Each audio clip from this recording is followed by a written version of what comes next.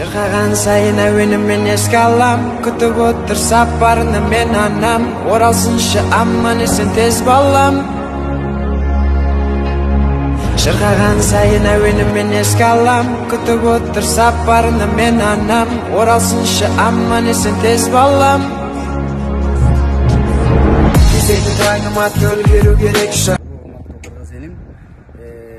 Өзбекстанда туғандар, сіздерге соны қайылып кететілем.